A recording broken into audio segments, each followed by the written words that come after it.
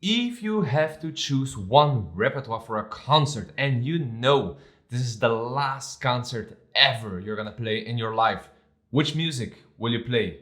Alright, so this was a really deep and powerful question and I cannot wait to answer this one. But before we go right into the questions, hello there, I'm Ilia Laporev, cellist. This is Q&A session episode 3 from the series Cello Wizard Talks. There are many of you that know that I'm a polyglot, so that means I speak different languages. So a few questions are going to be in Portuguese, other in Spanish, but I will translate them all in English. So you know what means what. But anyway, without any further introductions here, let's go straight into the questions. So question number 1, and this one here is in Portuguese, but as I told you, I will translate this in English. So here it goes. Orchestras exigem nível mínimo de instrumento? So in English, this question would be, do orchestras demand a minimal level of instrument, so of the cello in my case? I believe what he means with that question is when you're going to audition for an orchestra or when you're going to play in an orchestra, if the orchestra demands a decent instrument. Well, in this case here, yes, I do believe that a good instrument or at least a decent instrument matters a lot, especially if you're going for principal cello or solo cello. Of course, there's a difference if you're in a semi-professional orchestra or a professional orchestra. Of course, there is a difference. I believe like in semi-professional orchestras or small local orchestras from the region, maybe it's not so important to have a decent instrument, but if you're applying for a professional orchestra, then yes, I think this is very important. Because a good instrument means a better sound and this will give a better impression, I believe. And if we're talking about auditioning for a professional orchestra, then definitely, I don't think it's a good idea to come on stage with a beginner's cello, as the orchestra wants someone that has a sound that will blend in with the group. So yeah, the level of the instrument matters. All right, let's go to question number 2. And this one again is going to be in Portuguese. Tem interesse, planos para dar masterclasses nesses eventos anuais? So in English, that would be, do you have interests or plans to give masterclasses in these annual events?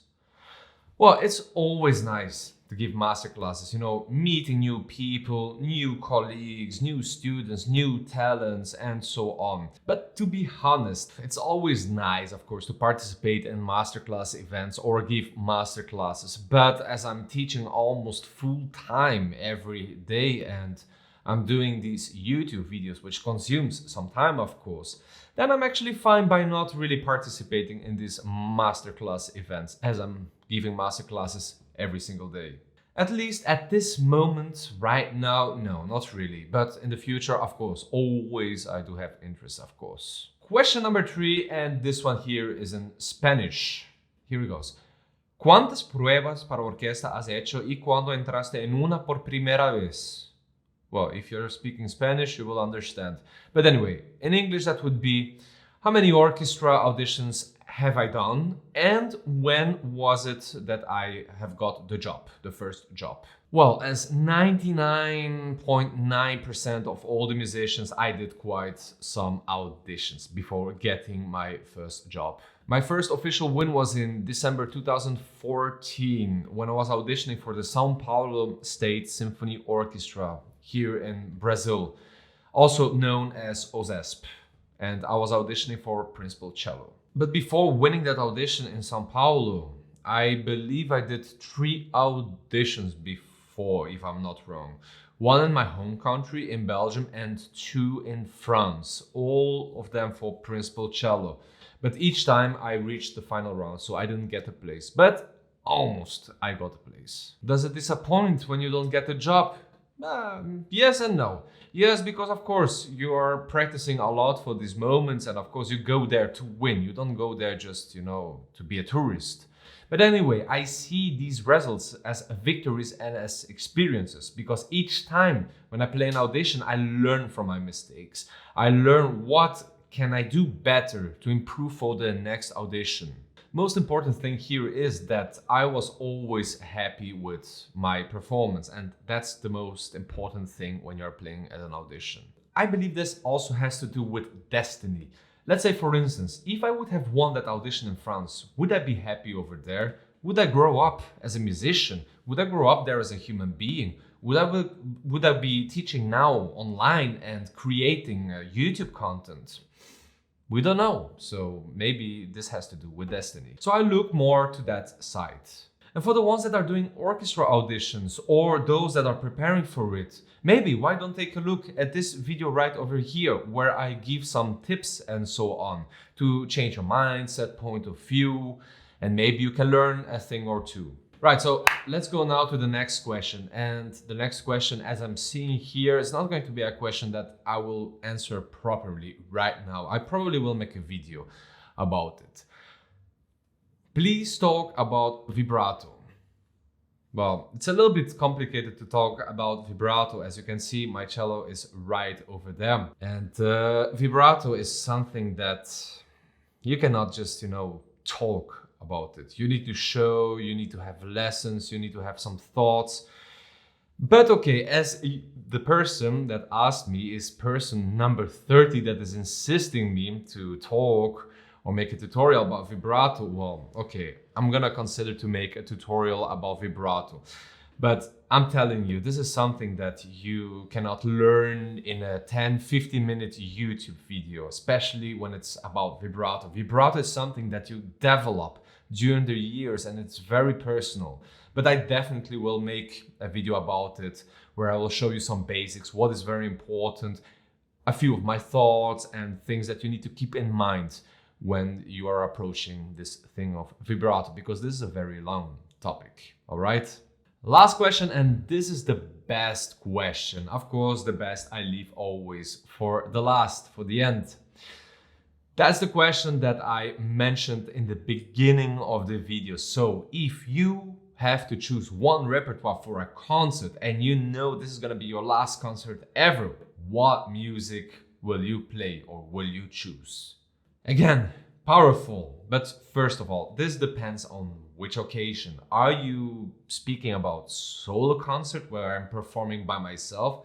Or are you talking about a recital with piano? Or are you talking about chamber music or orchestra playing? Or are you leading a section in the orchestra? So it depends on the occasion.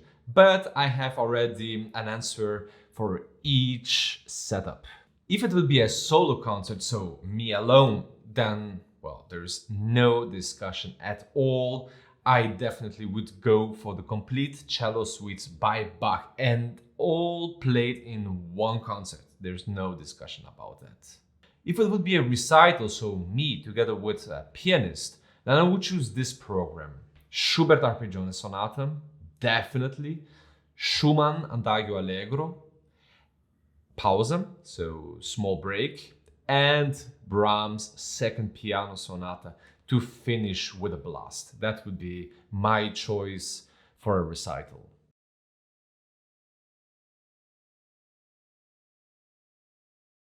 If I would play as a soloist with an orchestra, if that would be my last concert, well, which concerto would I choose? Dvorak concerto. No thoughts. Why not Elgar? No, Dvorak. Because first of all, Elgar, I never played in my life. Can you believe more than 20 years of cello playing and I never played Elgar concerto, although I know the music very well. And what about chamber music? Well, chamber music was a difficult one to decide, but I came to the conclusion that I would choose Brahms' Clarinet Quintet. That music speaks so much to me and I just have great memories with that. Great, brilliant work. And by the way, you can find the link in the video description below with a performance of mine, playing with a few colleagues from the Luxembourg Philharmonic Orchestra. And what about if I would lead a cello section in an orchestra? What would be the symphony or work that I would enjoy the most playing as my last concert ever?